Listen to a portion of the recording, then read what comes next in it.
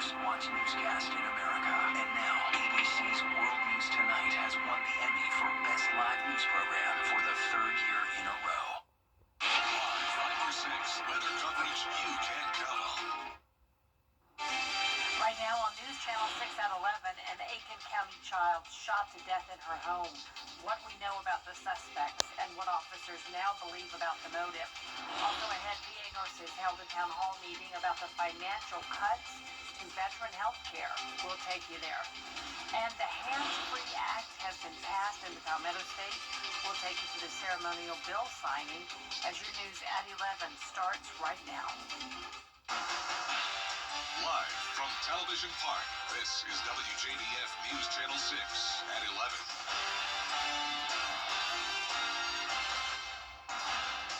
Good evening, everyone. I'm Jenny Montgomery. Thanks so much for joining us. Coverage you can count on begins with new information in the shooting death of 10-year-old Lavinia Lone in Aiken County. The sheriff announcing 5 people are now charged in her murder. Isabella Moody reports. More than a month after the death of Lavina Lowe, Aiken County Sheriff Marty Sawyer announcing 5 arrests. Brandon Pollard, Timothy Harris Jr. are both charged with first-degree murder. Tremaine Wilson is charged with murder. All 3 are facing criminal conspiracy charges. The other 2 suspects, Redarius Blocker and Quincy Dunbar, are also charged with criminal conspiracy. Dunbar is also charged with accessory to murder. Throughout our investigation, we committed every available resource to finding those responsible for this senseless and cowardly act of violence. Sheriff Sawyer says the shooting came in retaliation of the murder of Trenard Shepard on June 22nd. He says the person the suspects intended to shoot had not lived in the home for a year and a half. And our investigators have connected the two, and evidence shows that these gang-banging cowards fired into the residence where the 10-year-old girl slept in her bed, killing her as a retaliation for the Sarah Street shooting.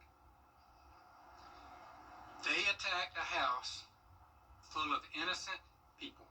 During Thursday's announcement, Sawyer encouraged the community to help reduce gang violence by letting police know when they see something. Until the community steps up and assists law enforcement, and until people get sick and tired of these gangbangers shooting up innocent victims, it's not going to change. Lavina Lowe's great aunt says the family is still coping with their loss, but happy the arrests have been made. On behalf of our family of our precious baby, known as Muffin, we want to thank every law enforcement that put in tireless nights and hours to make sure that those arrests were appropriate. My niece, nephew have struggled for the last 35 days, but on yesterday, the news was given, and we had a celebration at her gravesite. Sheriff Sawyer says there's still at least 1 suspect who may be connected to this case. It's time now for a first check of the weather. Here's our chief meteorologist, Jenna Petracci. Well, we started out our Thursday nice and dry, but some storms rolled in tonight, and they produced a lot of lightning and some very heavy rain. And all of that heavy rain led to around 2.5 to 3.5 inches recorded around McDuffie and parts of Columbia County. This was an aerial flood advisory. It's about to expire in a few minutes as that rain has now ended. But you can see here on Live Viper 6 around Augusta and towards the north, just a few spotty light showers. We're only watching 1 area of heavy rain and lightning now, so that's good news. I'm expecting it to wrap up completely by around 12:30 in the morning. Light showers here, though, around Edgefield, Aiken County, and then down into Burke County. That's where we're seeing that stronger activity right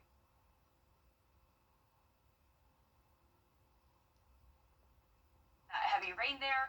And here's a look further down towards the south. You can see light showers around Jefferson County over towards Johnson and a few downpours into Emmanuel County. But here's a look at our Terry Lambert Hyundai Skyview cam. It is soaked out there in downtown Waynesboro. As for our almanac, we had had a low of 75 and a high of 97 in Augusta, another above average day. And right now, those temperatures are anywhere from the mid-70s through mid-80s. 76 in Augusta, 82 in Aiken. A little bit breezy out there with winds out of the south. And by tomorrow morning, we'll have calm winds, mostly clear skies, and get down to 75. I'll have more details on your forecast coming up, but back to you, Jenny. All right, Jenna, thanks. Augusta's mayor says the group looking at recommending changes to the city charter needs to stay the course. Mayor Garnett Johnson led the push to create the Charter Review Committee to work with the UGA experts to improve city government. But the group is facing criticism for infighting, not making progress, and a lack of trust with many in the community. The mayor says he is not dismayed by what's happening. Not at all. You know, as I mentioned, I imagine this process being very emotional and very contentious, and it is that. There's a lot of emotions, a lot of contentions in our government. So this process, I didn't expect to be any different, but I'm elated that it's continuing. I'm elated that we're having the conversations about how we make Augusta better. Mayor Johnson offering a reminder that any changes recommended by the committee will have to be approved by the voters. VA registered nurses hosting a town hall meeting in response to the administration's actions against federal workers and cuts to veterans' health care. Hannah McDonald has the story.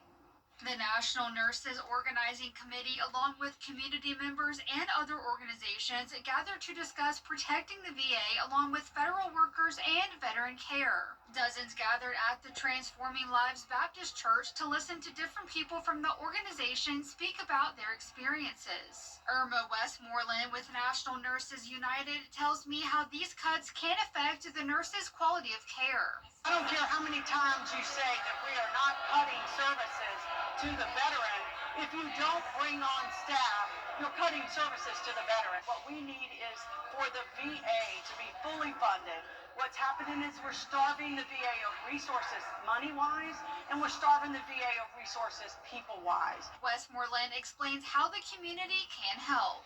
To come together and demand from our Congress, from our senators, from our congresspeople to step up and do the right thing and fully fund the VA so that every veteran can get their care at the VA like they should. Z. Cook is a local veteran who served 10 years in the Navy and now works with local and national organizations on these issues. She says it's important for veterans to attend these events so they know what is going on.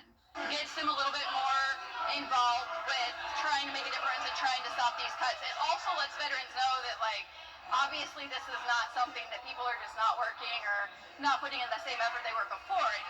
These workers that support our veterans at the VAs, they care so much about the quality of care that they give to the veterans. To learn more about National Nurses United, you can find the link on our website at WJBF.com.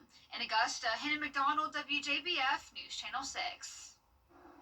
Governor McMaster held a ceremonial bill signing for the Hands-Free Act today. The bill prohibits use of a cell phone behind the wheel in South Carolina. For the first 180 days, law enforcement will give out warnings. Starting February 28th, you'll receive fines and possibly points off your license.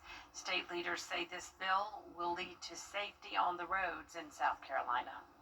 You unnecessarily hurt, damaged, to see families suffering from just acts of inattention is something that's just a crying shame. The Department of Public Safety says their plan is to educate the public first with road signs and messages that will be sent out from state agencies. Uncertified teachers may be leading your child's classroom in South Carolina this school year. Lawmakers introduced a 5-year plan earlier this year to address the educator shortage by hiring uncertified teachers. Candidates must have a bachelor's or graduate degree and at least 5 years of work experience in the subject they'll be teaching. Uncertified teachers could fill 10% of the positions. Kids in Richmond County will be going back to school in just a few days, and when they do, every student will be able to enjoy free Right. Coming up, patients at the Children's Hospital of Georgia got a surprise that was out of the park. We'll have a look after Jenna's forecast. And we're mostly done with those storms for tonight, but we will have another round of storms tomorrow, and then again on Saturday, and then again next week. We have those daily chances of rain and storms, but we also have a cool down to look forward to. I'll have all those details when we return. Goodbye, everybody. I'm out. Your most watched local news is getting a big plus. WJBF 6 Plus. The CSRA's trusted news source, now on demand. WJBF 6 Plus is ready when you are. Download it free today on your favorite streaming device. Bojangles just launched the new breakfast Burrito. WJBF News Channel 6 is proud to salute those who have achieved excellence in 2025.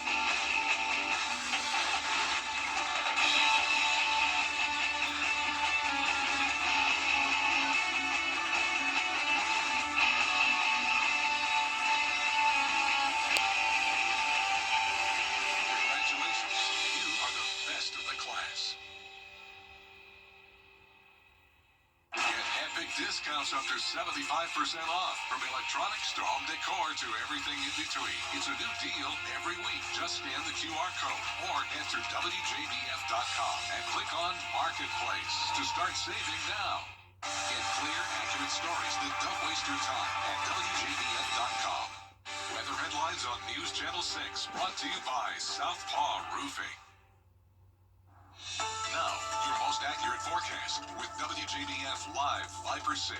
Welcome back. Some of us had a very stormy night with these heavy downpours and frequent lightning strikes. Things are definitely starting to look better, especially north of I-20. It's just a few light showers. That aerial flood advisory will be expiring in the next 3 minutes. It's really just Burke County that's seeing that heavy rain and frequent lightning now. Luckily for downtown Waynesboro, the lightning looks to be to your east and to your west, but it's missing town. This is going to be headed down towards Jenkins County next, so heads up down there. There's the lightning we've been watching all night long. This is our Terry Lambert Hyundai Skyview cam. Roads are soaked there in downtown Waynesboro. 76 degrees, feeling like 75, a northeast wind of 7 miles per hour. It's a muggy night. Lots of rain that came through, and now the temperatures have cooled off because of it. We're sitting at 74 in Washington and Crawfordville. You can see where the rain hasn't quite hit yet. We're still in those mid-80s down towards the southeast, 86 in Swainsboro.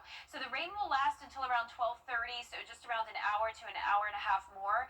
By the time you're headed out the door tomorrow morning, we'll have mostly clear skies, lots of sunshine to kick off our Friday. And then once we get into the afternoon and evening, you know the drill. Showers and storms pop back up again, and it will be another hot day. All week long, it's been hot, and August 1st is no different. The heat stress potential is once again there, and we'll have a heat advisory in effect until 8 o'clock. Heat index up to around 110. And on top of that, we have a threat of severe weather. Damaging wind gusts are possible across the CSRA, and there will be a higher threat of some flash flooding in our South Carolina counties. Still can't rule it out for the entire CSRA, but I'll definitely be watching those South Carolina counties, and you'll see why when you take a look at our future cast here. Here's tomorrow at noon, a dry start to the day, but once we get to around 1, 2 o'clock, storms will start to develop. And even though it'll be very hit or miss isolated activity, these storms could really pack a punch again with some heavy rain. But very spotty activity through around 6, 7 o'clock. Then check out our South Carolina counties. This is why we have that flash flooding threat. Heavy rain looks to be coming through all evening long, past midnight even.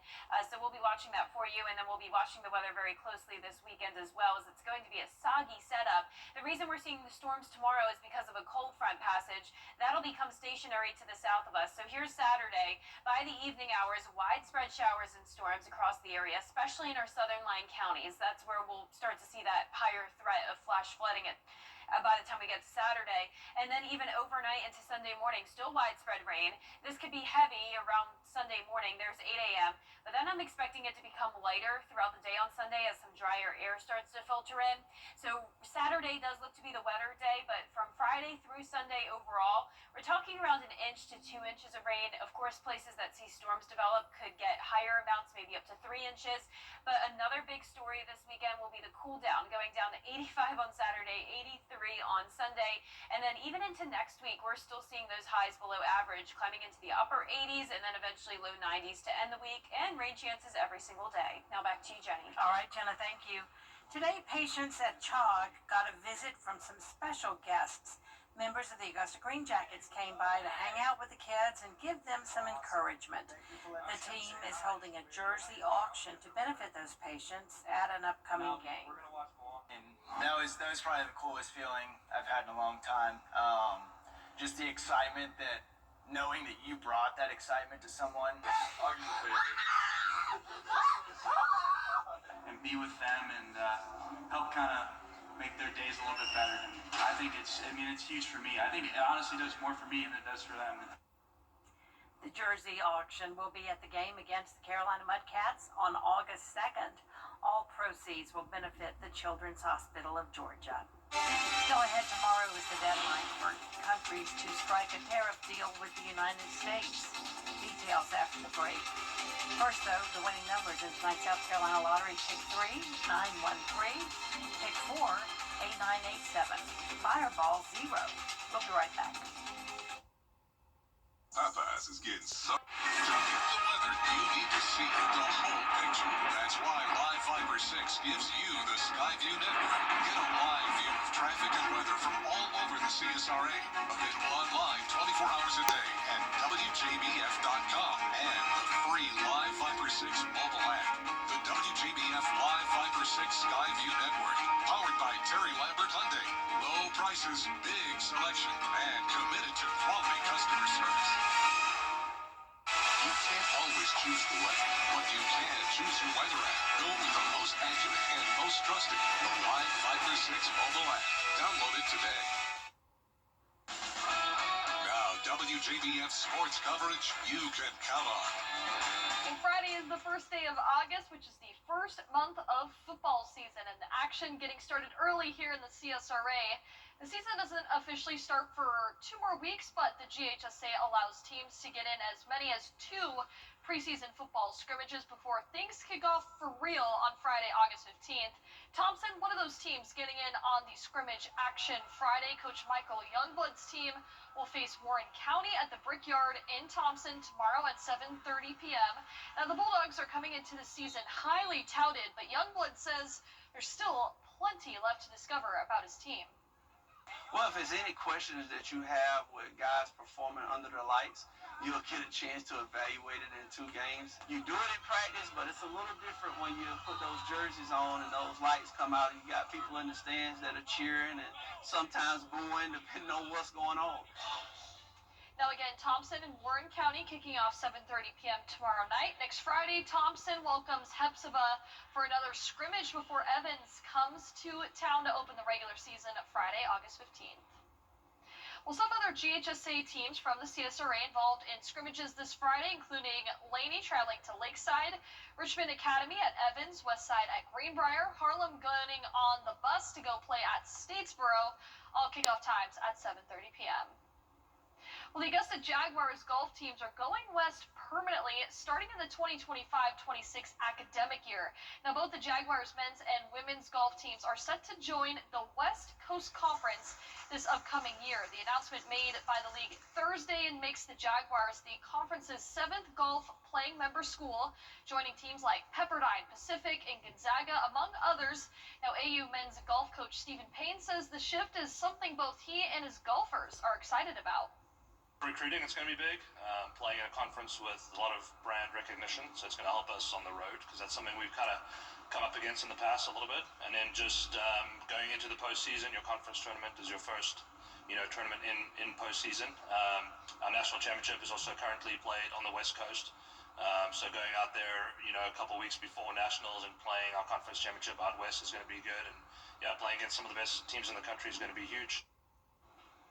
Now over to college football. The season just about a month away, which means training camps are here. Now the Georgia Bulldogs, the reigning SEC champions, but the team will look a lot different this year, most notably a different starting quarterback in Gunnar Stockton due to Carson Beck transferring to Miami. Now it's Kirby Smart's 10th season coaching the Dogs, and while the message is the same each year, he's optimistic about the players' willingness to compete.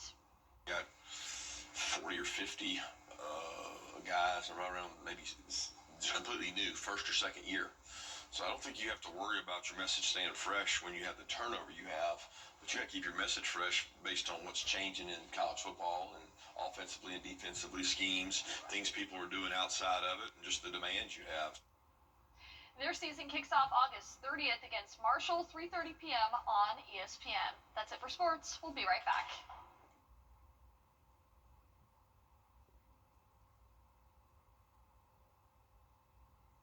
Bojangles just launched the new breakfast burrito. Sausage gravy. The CSRA is full of amazing women. Women who inspire. Women who innovate. Women who lead. That's why News Channel 6 brings you Women to Watch. On the last Wednesday of each month, News Channel 6 recognizes local businesswomen who are making a positive impact in our community. Nominate someone today at WJBF.com. Sponsored by Goodwill. Kick off your Saturday mornings with the most trusted team in local sports. Preview all of the weekend action and recap all of the big plays with Gianna Cephalou and Gabriel Stovo. 6 Sports Saturday, Saturday mornings at 9:30 on News Channel 6. Get the latest video in one click at WJBF.com.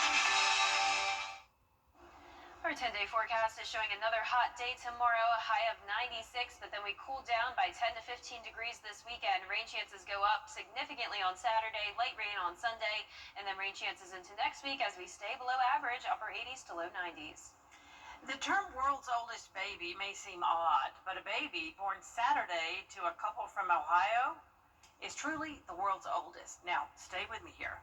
Thaddeus Pierce was originally an embryo created by in vitro fertilization and frozen 31 years ago. Lindsay and Tom Pierce, who you see right there, adopted and implanted the embryo last year, and it grew to become little Thaddeus. But the story doesn't end there. The woman who donated the stored embryo had another one implanted, and it grew up to become baby Thad's 30-year-old sister. Wow, that is just a crazy concept. That's a lot to take in right there. That's a lot to take in. Yeah, we have to leave little maps and string to figure that out. That's our folks now, everybody. Thank you for watching. Make sure you download our mobile app for breaking news and weather. Have a great night.